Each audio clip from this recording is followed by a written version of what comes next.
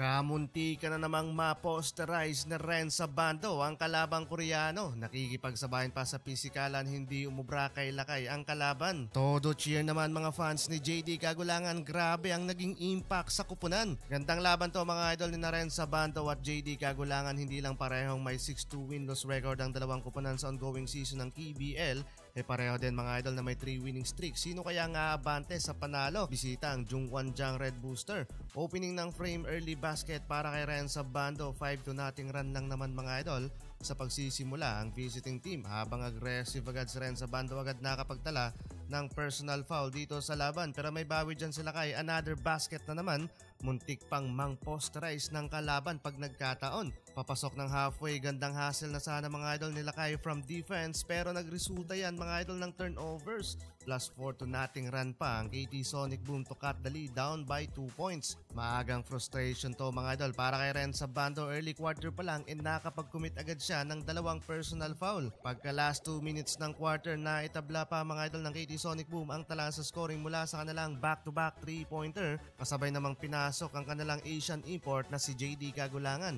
Yun nga lang, nakapag-commit din agad ng foul sa laban. Small run para sa visiting team, 2 points lead, 21-23. Second quarter, parehong pahinga ang dalawang starting import ng Jungwonjang. 6 straight points para sa KT Sonic Boom. Lamang na mga idol ang home team, and 1 basket pa ang kanilang backup import. Under 6 minutes, bumawi ulit ang Red Booster. The small run to take the lead from wide open 3 ng kanilang local player. Mahaba-habang pahinga to mga idol ni na rin sa bando, though hindi pinasok sa second quarter.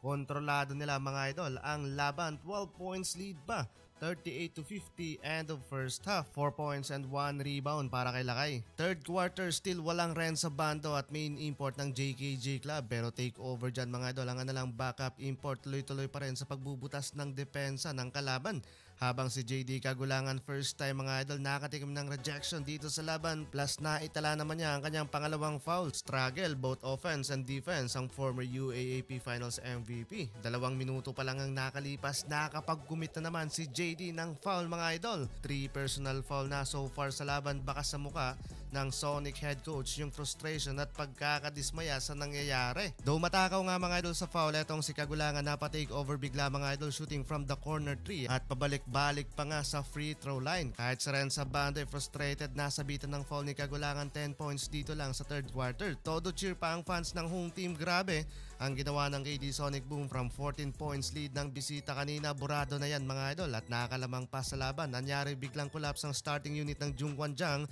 Renza Bando naman, highly contested layup pa by import ng kalaban and 1 basket.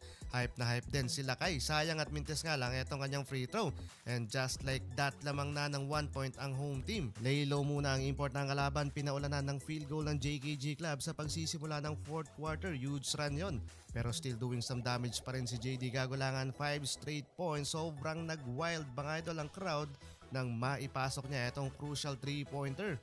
Grabe yung handles ni Kabayan, 75-76. Renza Bando naman to cut the baseline. Grabing showdown to mga idol at sobrang intense nga ng laban. Panalo ang Jungwonjang.